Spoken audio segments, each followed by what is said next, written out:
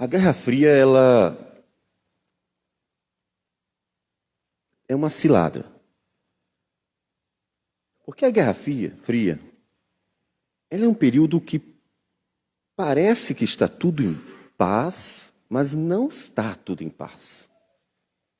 Então, portanto, ela é escorregadia, ela é perigosa. Quando a guerra é clara e iminente, os homens se preparam. Mas quando as coisas aparentemente estão em paz, nós tendemos a nos acomodar, é natural. Se você souber de um problema, como aconteceu com a pandemia, você aperta o cinto. Naturalmente, todo mundo em casa, vendo a realidade da crise, vai se acomodando à necessidade de se adequar àquele momento. Quando tudo está bem, nós nos acomodamos. Está tudo bem, devo me preocupar? Por quê? Portanto, a Guerra Fria, ela sempre foi um perigo para as nações. Porque as coisas não estão bem, mas elas parecem estar bem. E isso leva a um conforto perigoso. Porque diante de batalhas, todo homem precisa estar pronto. Precisa estar pronto. E nós vivemos num período de tamanhos benefícios tecnológicos e tamanho conforto, que é fácil a gente se acomodar, inclusive. Poucas pessoas talvez saibam e vejam a realidade como de fato deveriam. Ainda estamos num mundo em guerra. Sim. Essa guerra não acabou. Uma guerra que o Senhor Jesus, ali na cruz do Calvário, tornou uma guerra vencida, mas não encerrada. Porque quando ele consumou a obra da redenção, ele não expulsou o mal do mundo. Senão, estaríamos vivendo muito bem.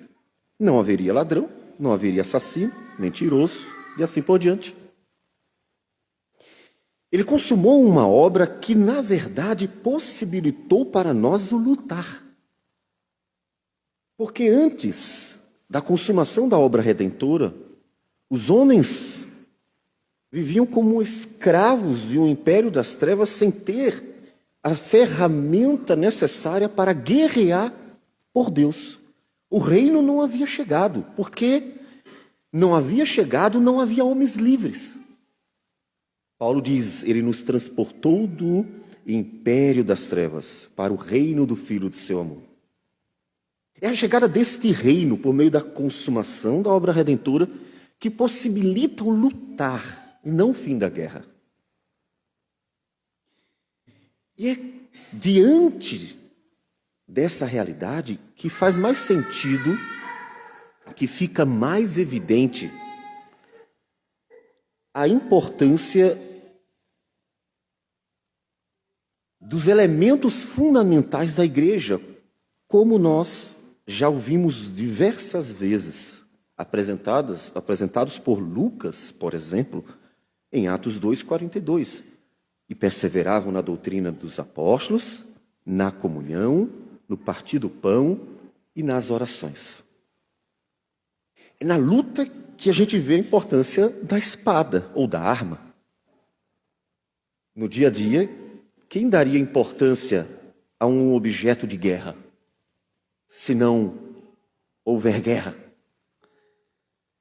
Mas é na iminência ou na própria batalha que vemos que eles se tornam indispensáveis. A grande questão é, como disse, é que nós vivemos um período de tamanhos privilégios ao ser humano. Privilégios esses que podemos dizer que alguns ganharam apenas 100 anos. Quando virou o milênio, a Sociedade Científica Internacional decidiu comemorar, escolhendo a maior invenção do século. É claro que isso implicaria uma série de análises. não uma questão de avanço tecnológico apenas.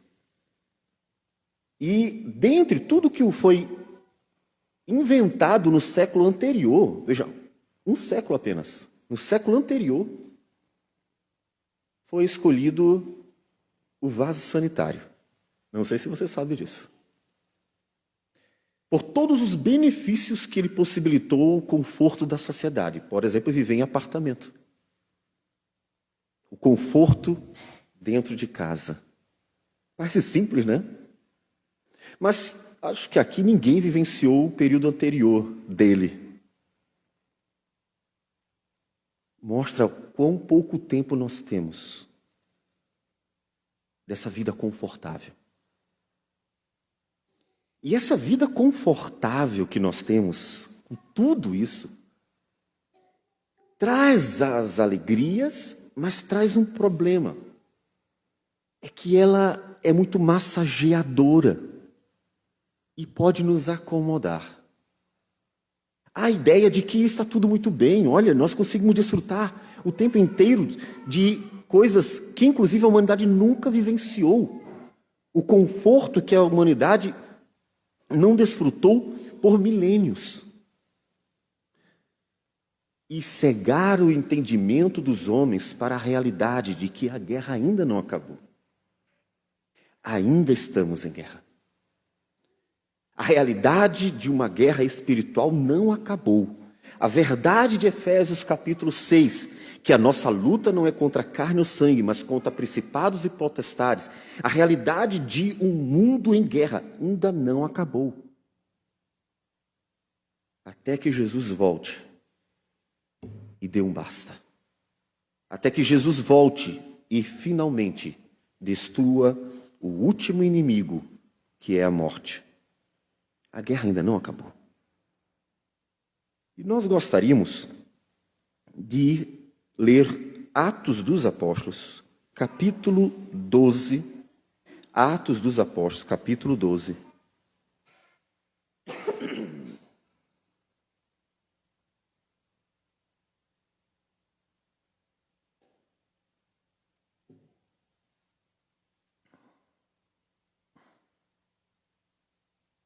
Atos dos Apóstolos, capítulo 12, versículo de 1 a 12. Diz assim a palavra do Senhor.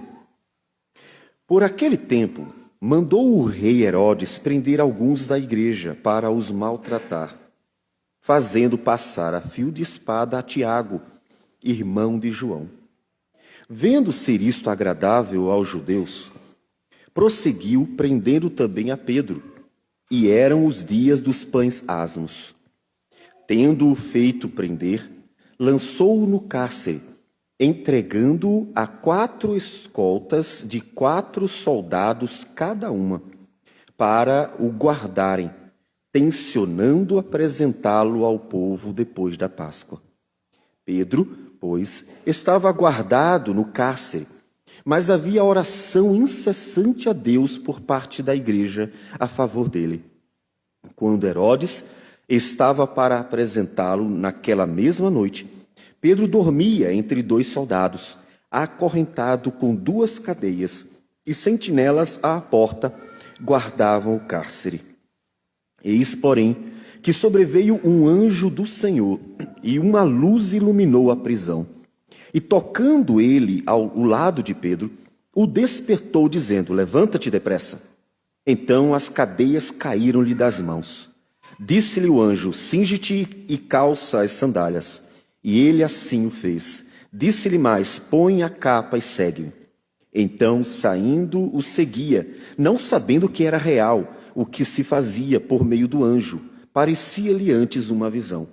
Depois de terem passado a primeira e a segunda sentinela, chegaram ao portão de ferro que dava para a cidade, o qual se lhes abriu automaticamente. E saindo, enveredaram por uma rua, e logo adiante o anjo se apartou dele. Então Pedro, caindo em si, disse: agora sei verdadeiramente que o Senhor enviou o seu anjo e me livrou da mão de Herodes e de toda a expectativa do povo judaico. Considerando ele a sua situação, resolveu ir à casa de Maria, mãe de João, cognominado Marcos, onde muitas pessoas estavam congregadas e oravam.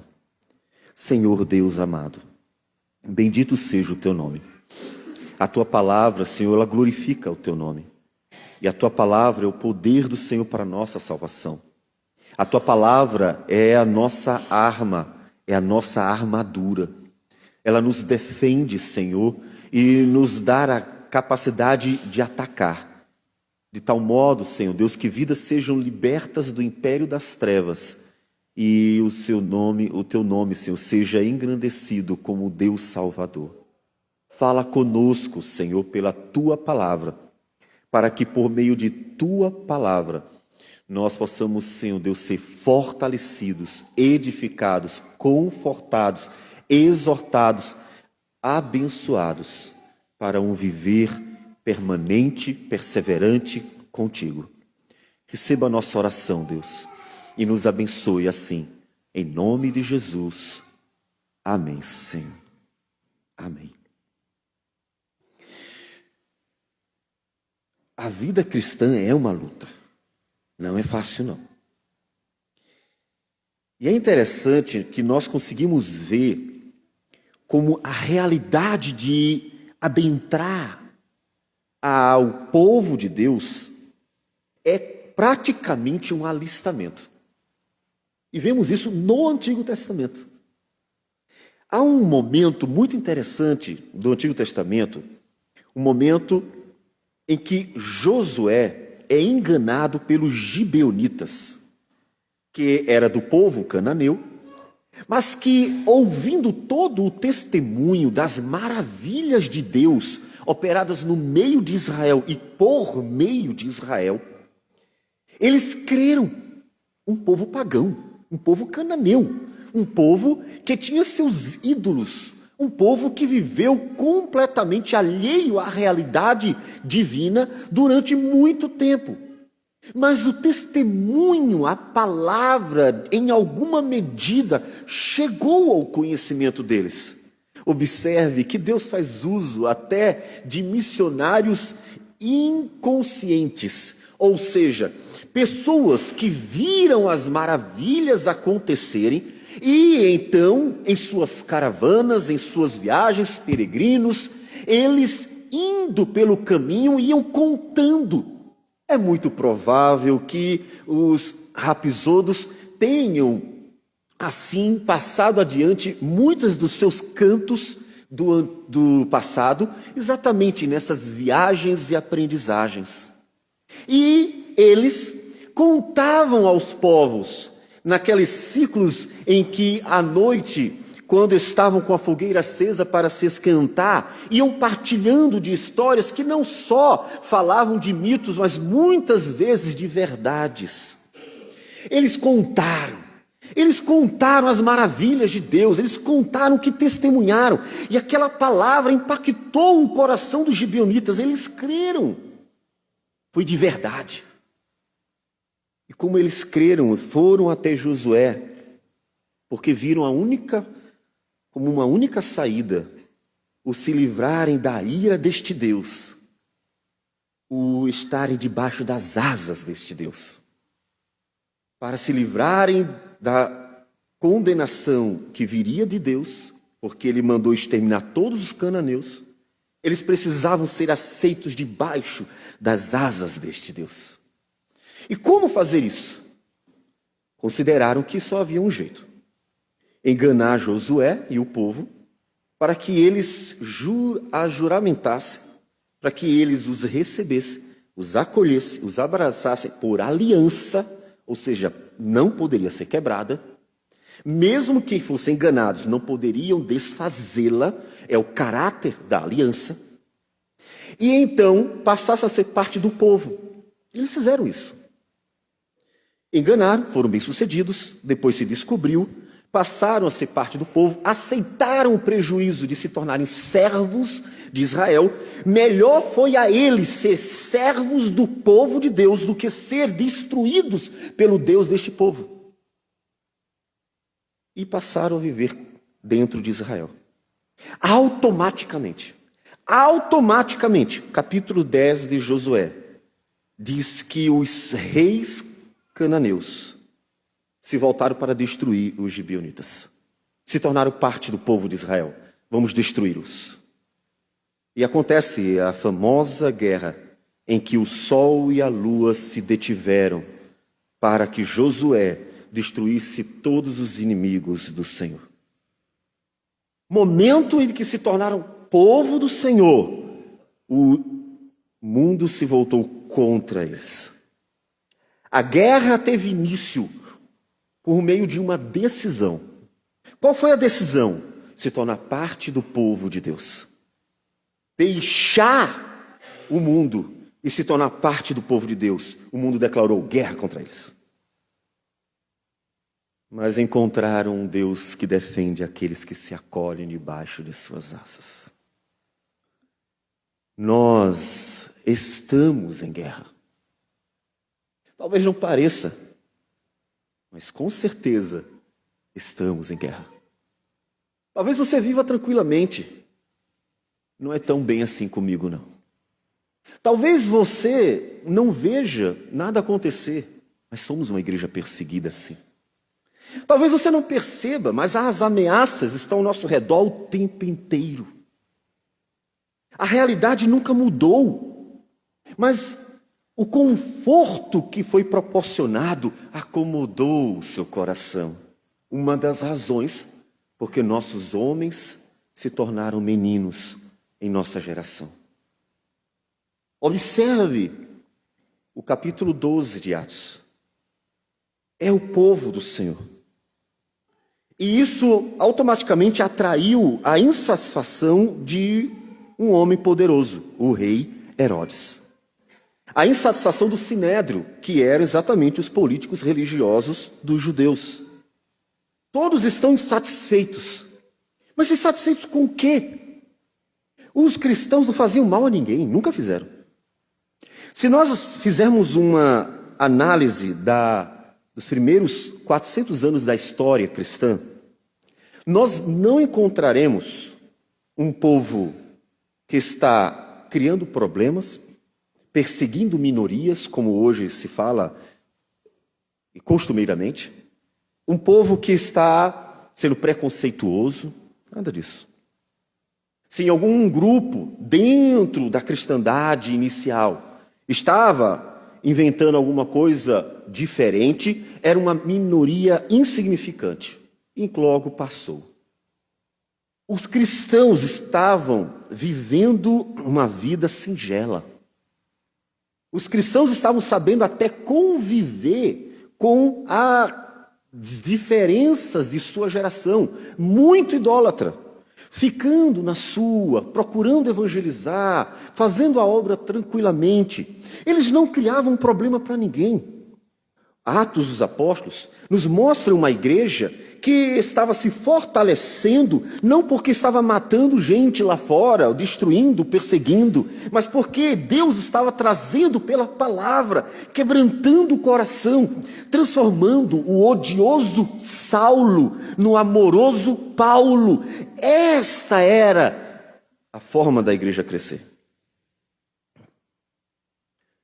Nunca houve uma iniciativa da parte da igreja primitiva para atrair o desagrado do Império Romano, nem mesmo dos judeus.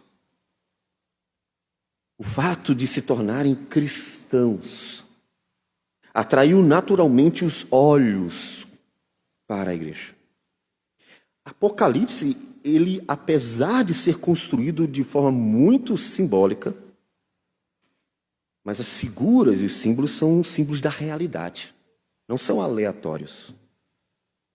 E em Apocalipse capítulo 12, ele nos explica o que foi que houve. No capítulo 12, ele faz um resumo do Evangelho e diz, olha, quando o Filho foi assunto aos céus, e ali a gente tem o Evangelho resumido, encarnação, vida, sofrimento, morte, ressurreição, ascensão, e agora ele está à destra de Deus. Diz o texto que Satanás foi expulso das regiões celestiais. Ele perdeu o principal posto que ele tinha, o ser o advogado de condenação. Esse era o principal posto. Repito o que já disse algumas vezes, exatamente o nome que ele tem. O nome Satã significa acusador, é o advogado de acusação, é aquele que tem esse propósito. E diabolos, que é o termo grego para Satã, que é o termo hebraico, é a mesma ideia. Ele é o acusador, o advogado de acusação. Esse era o posto. O posto dele era muito mais jurídico, porque a força dele estava na lei, do que uma questão até mesmo militar. Ele perdeu. Cristo venceu. Cristo tirou dele o direito de acusar aqueles que estão justificados.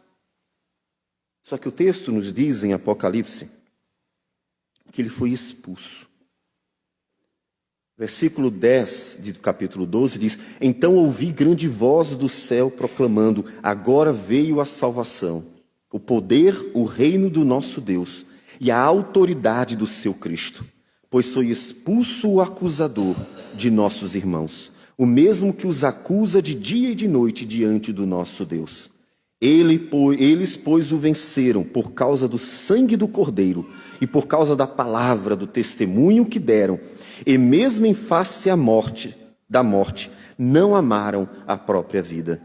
Por isso festejai, ó céus, e vós, os que neles habitais, ai da terra e do mar, pois o diabo desceu até vós, cheio de grande cólera, sabendo que pouco tempo lhe resta. Ele perdeu o posto de advogado. Ele não pode chegar diante de Deus e dizer: é preciso condenar estes homens, porque são transgressores da tua palavra. Agora ele nada mais tem a dizer, porque mesmo que sejam pecadores, foram justificados de forma eficiente, eficaz, suficiente, plena, total. Não tem brechas, não há dívidas abertas. Ele não tem mais argumentos. Foi derrotado como advogado. Saiu do tribunal humilhado, expulso, porque o Filho de Deus advogou com sua própria vida em nosso favor. Todavia, Apocalipse diz: restou-lhe apenas uma coisa: fazer todo o mal que lhe for possível. Fazer tudo o que for possível para destruir. Porque ele não mais pode acusar os que foram justificados. A partir daquele momento, nós vamos ver, e é a história da igreja na própria Escritura, mostra para nós que o diabo, que não pode acusar, faz tudo o que lhe é possível, permitido, para causar o maior dano possível àqueles que ele queria condenar e não pode.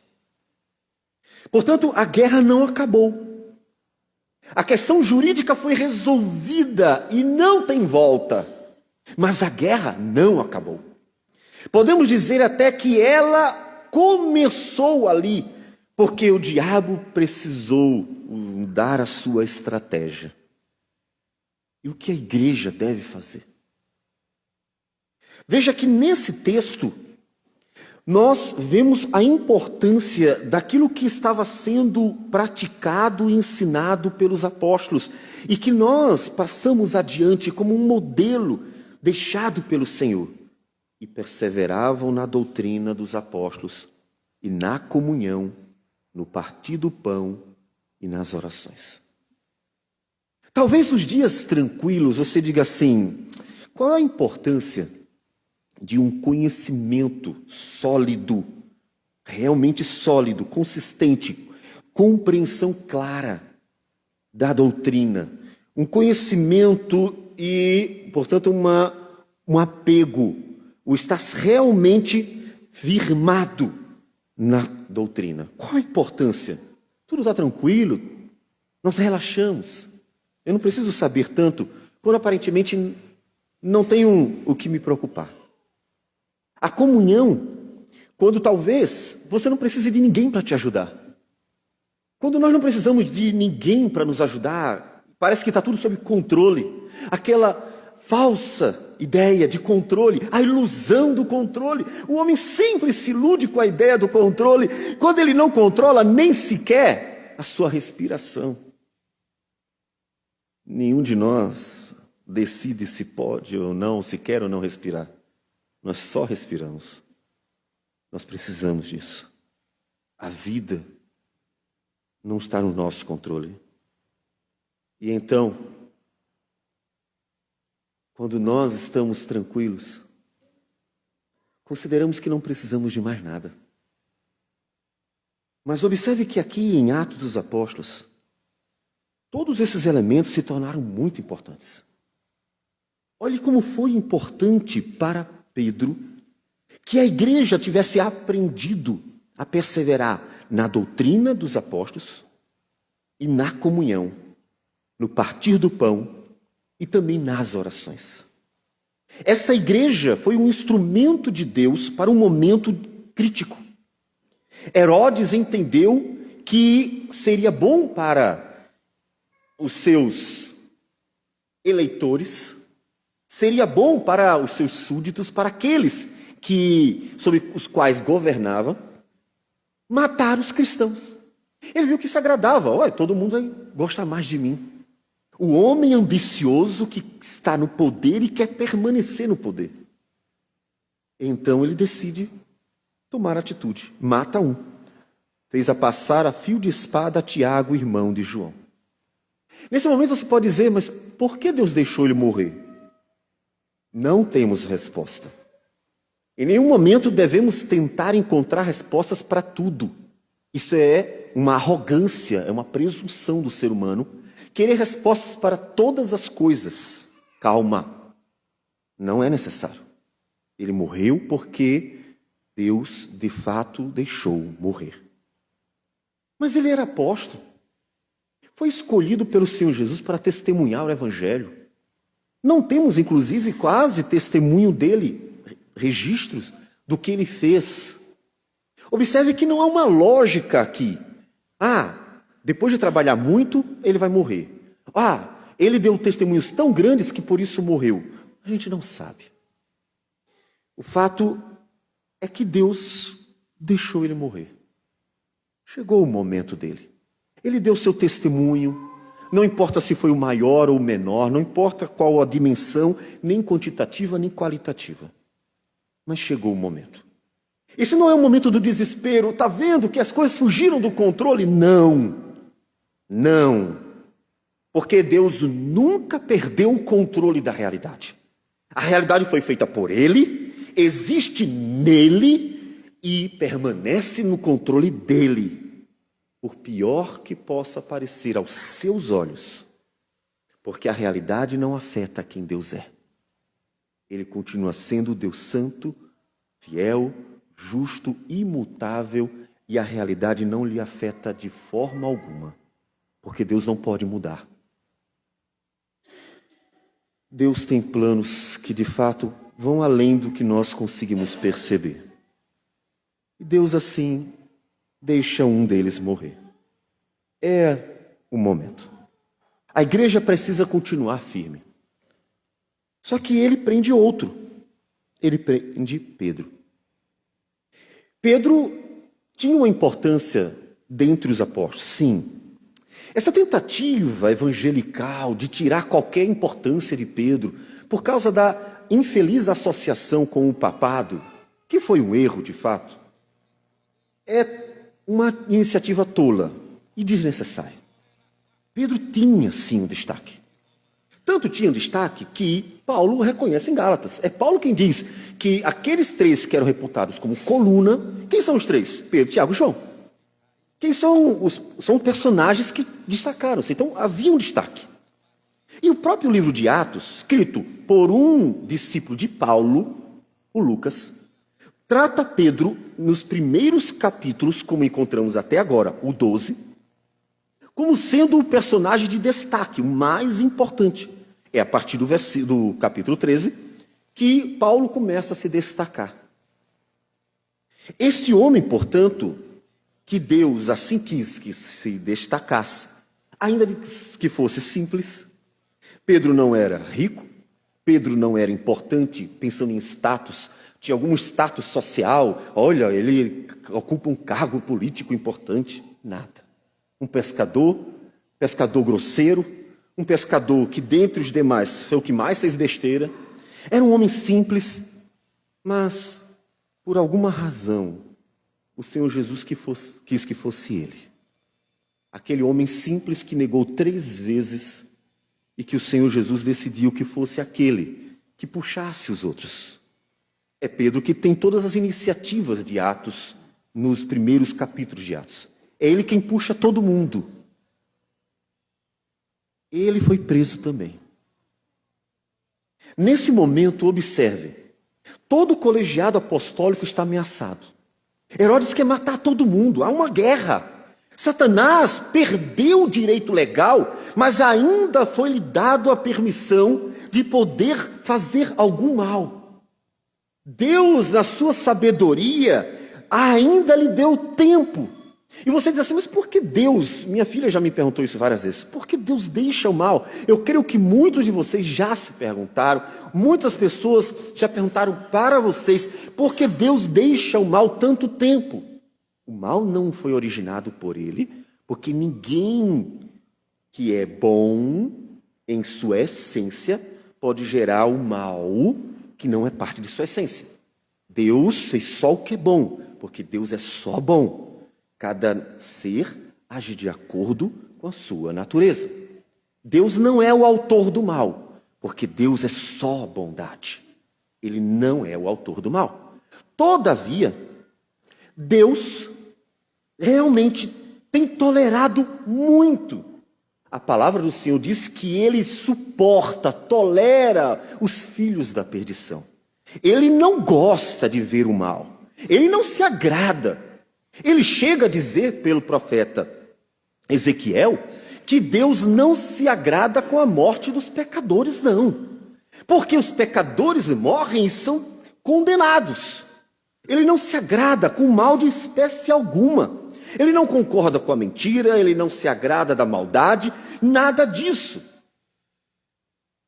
Mas ele tem tolerado. Ele suporta. E suporta Satanás até agora. E suporta a maldade de Satanás até agora.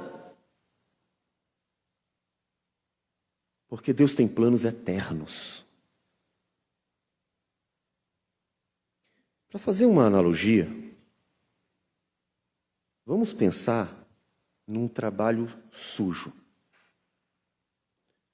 Num trabalho bem sujo. Não o que André está fazendo, que não é nada demais. Mas, pense num trabalho bem sujo. E eu não estou falando de pecado.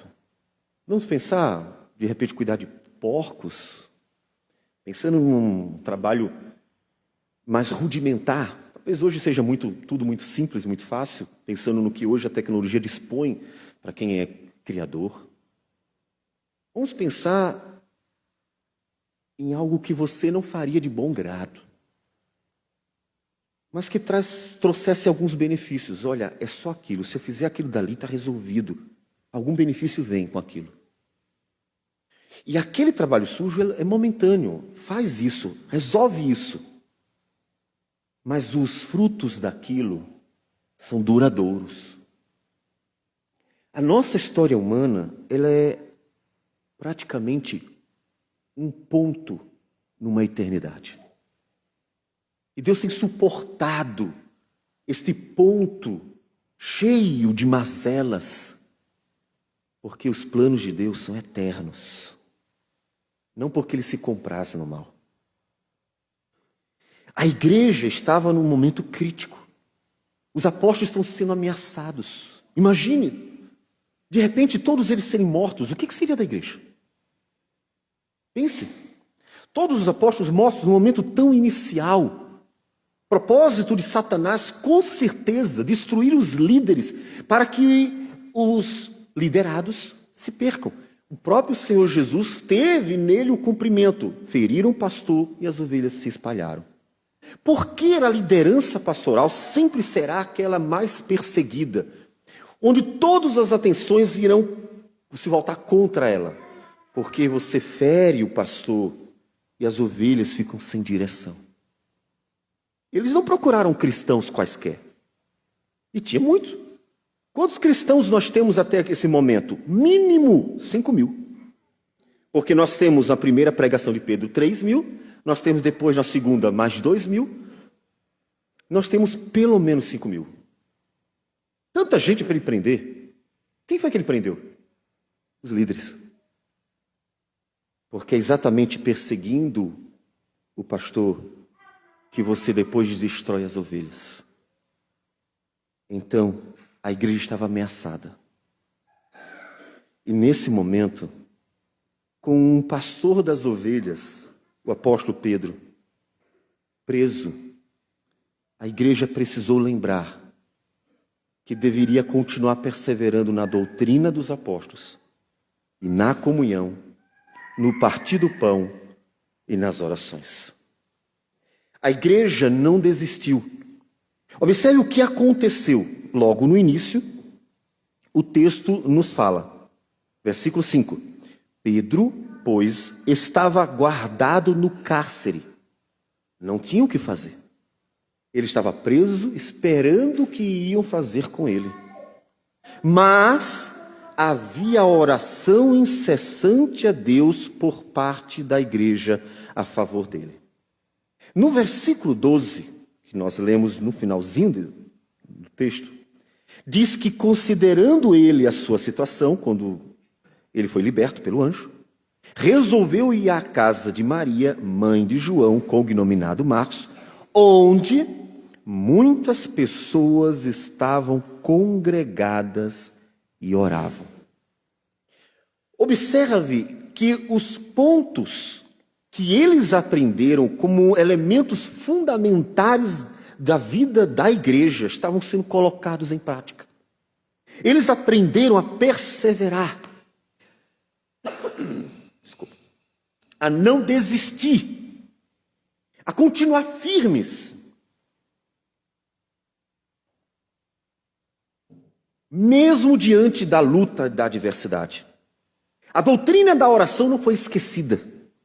A doutrina da soberania de Deus não foi esquecida. A doutrina da comunhão não foi esquecida. A doutrina da providência de Deus não foi esquecida. Eles não esqueceram as doutrinas que aprenderam. Se eles tivessem esquecido, eles diriam: tudo acabou. Vamos para casa. Observe que agora não temos mais pastor. Eles perseguiram, vão matá-lo. A gente não tem o que fazer. Ou então vamos fazer o seguinte: vamos tentar na força. Vamos separar alguns homens mais espertos e vamos tentar libertá-lo da prisão. Ou então eles até dissessem assim: não. Herodes é um político. Político é aquele homem que gosta de muitas palavras. É o conversadorzinho, ele quer vantagens.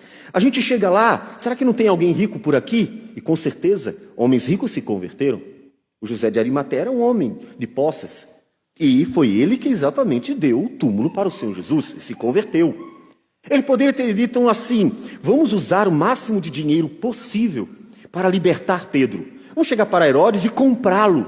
Herodes, olha, a gente dá todo esse dinheiro se você libertar Pedro. A gente não tem nenhum problema com você. Só liberte o nosso apóstolo. Eles poderiam ter feito essa politicagem suja, comum em nossos dias. Tudo isso poderia ter sido feito. Mas tudo isso feria a doutrina. Tudo isso feria a consciência deles. Porque nada disso foi ensinado por Cristo. Nem a politicagem suja, nem o suborno, nem o tentar por força e violência. Nada disso. O Senhor Jesus havia ensinado a confiar em Deus. E então, a doutrina estava firme no coração. Olha a importância do perseverar na doutrina quando há crises, quando as coisas não estão boas, quando a igreja tem uma necessidade, quando a guerra Acontece. Aí a gente vê, agora eu sei o valor da arma. Eu só soube o valor da arma quando eu entrei em guerra. Porque enquanto ela precisou estar guardada, ela não tinha valor algum. A igreja bota em prática o que aprendeu. A doutrina da soberania de Deus, a doutrina da confiança da igreja na soberania de Deus, a doutrina da providência de Deus e assim por diante, deveria ser posta em prática. E então a igreja toma a atitude que deveria tomar. Mas não só a doutrina da soberania, entre outras, não só a doutrina. Observe que eles perseveram também na comunhão. Eles não estão orando sozinhos. Não está um na sua casa, outro na sua, outro na outra, na outra, na outra, na outra, na outra. O texto não nos mostra uma igreja que está amedrontada, espalhada e isolada, individualista, como é comum em nossos dias. A igreja está unida, está em comunhão. Ele sabe que a comunhão tem um valor real. A comunhão, como a igreja é chamada de o corpo de Cristo, tem diante de Deus um valor que até no Antigo Testamento é enaltecido. O Salmo 133 diz: ó, como é bom e agradável viverem unidos os irmãos. É como o óleo precioso sobre a cabeça, o qual desce para a barba de Arão, e desce para a gola de suas vestes. É como o orvalho do Hermon, que desce sobre os montes de Sião. Ali ordena o Senhor a sua bênção e a vida para sempre. A comunhão dos santos tem um valor. Em 1 Coríntios, capítulo 12, Paulo fala do corpo de Cristo e a sua relação de comunhão como sendo abençoadora, instrumento de Deus para a edificação mútua. A comunhão da igreja é, sim, importantíssima. E Jesus disse: onde 2 ou 3 estiverem ali em meu nome, eu estarei. Opa, não é sozinho. A comunhão é fundamental. Pedro diz na primeira carta, capítulo 2, que nós somos pedras que vivem. Versículo 5: também vós mesmos, como pedras que vivem, sois edificados casa espiritual, para ser de sacerdócio santo, a fim de oferecer de sacrifícios espirituais agradáveis a Deus, por intermédio de Jesus Cristo. A comunhão é importante. E é por isso que se usa a estratégia dividir para conquistar. Porque sempre os nossos adversários tentam nos dividir. Porque dividir é enfraquecer. Divida um exército e você o conquistará. Eles não estavam divididos. Estavam todos reunidos. Evidentemente, não tínhamos 5.000 pessoas reunidas no mesmo lugar por falta de espaço. Mas as pessoas estavam reunidas. Os cristãos estavam reunidos. Eles estavam nas casas, agrupados, reunidos para lutar. Eles estavam perseverando na doutrina, a própria soberania de Deus, mas eles estavam reunidos para ter comunhão, e aquela comunhão ter o seu propósito. Eles estavam juntos para lutar, porque eles estavam em guerra. O seu pastor foi preso e querem matá-lo, e eles estavam juntos para lutar contra os assassinos. A comunhão estava em prática. Como foi importante terem aprendido a perseverar na doutrina dos apóstolos e na comunhão. Não vamos trocar no ponto na ceia do Senhor, porque de fato é um momento do culto, mas que expressa também a comunhão e que expressa a consciência de esperança. Não que ela estivesse sendo posta em prática naquele momento, vamos fazer a ceia para resolver o problema. mas que a consciência da mensagem que ela comunica estava muito viva no coração.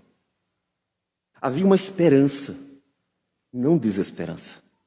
As promessas redentoras de Deus, confirmadas pela ceia, estavam presentes no coração do povo.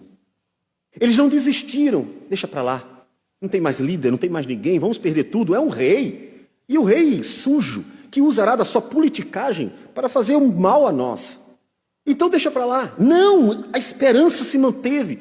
Cristo é o rei. E a sua salvação é real. As suas promessas são eternas.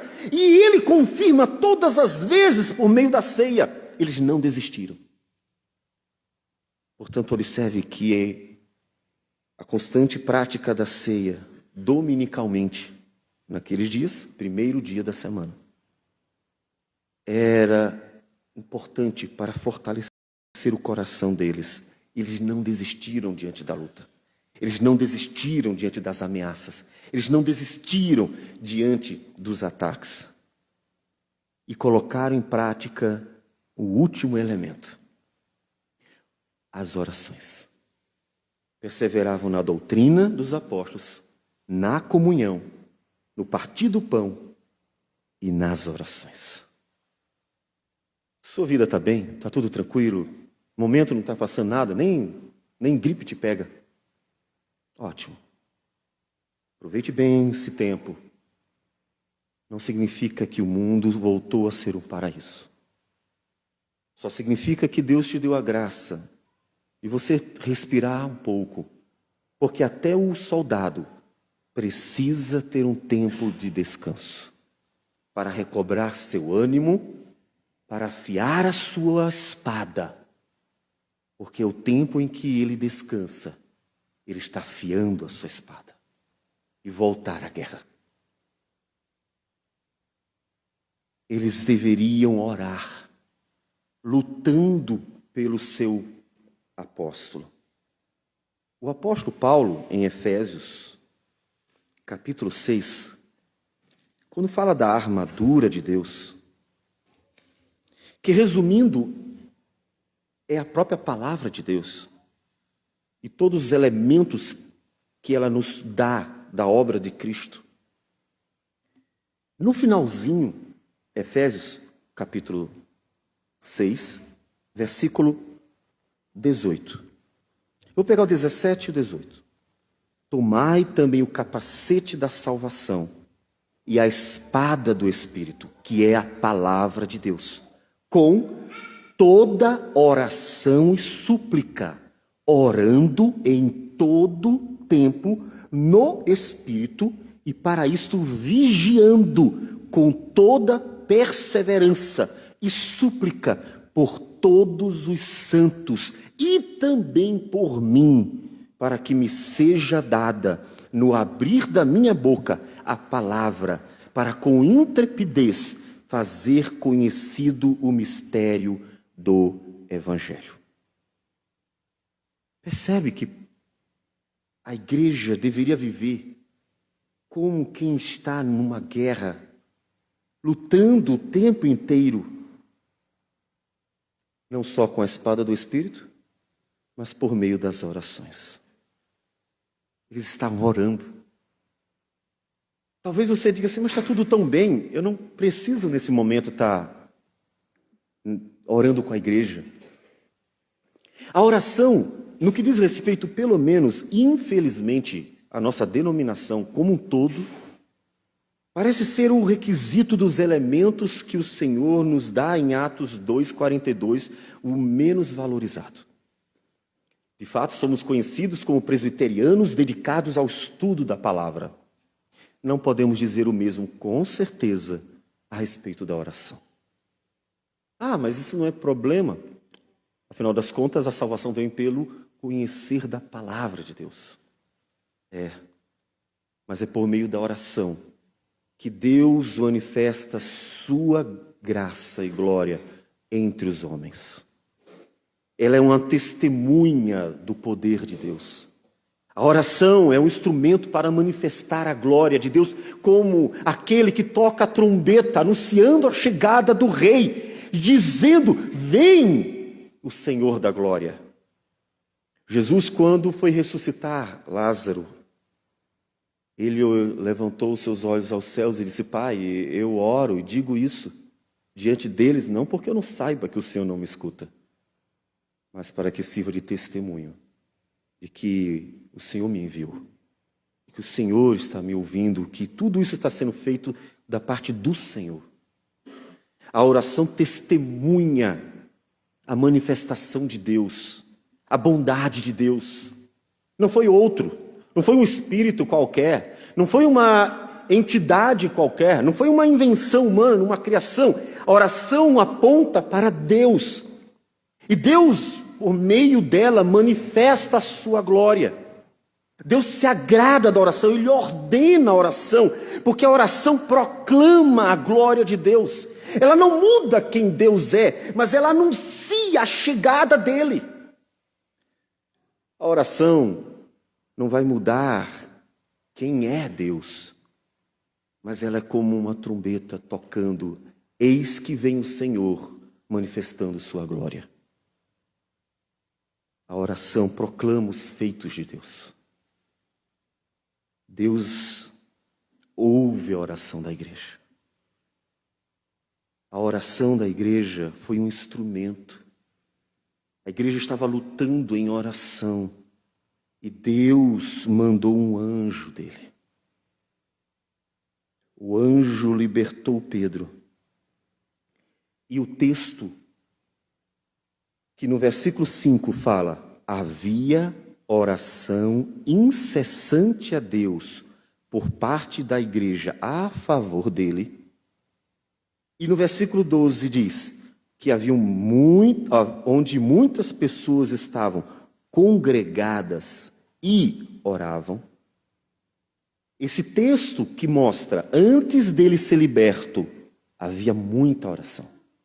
Depois dele ser liberto, como uma moldura, um texto que começa e termina, diz: e eles estavam orando.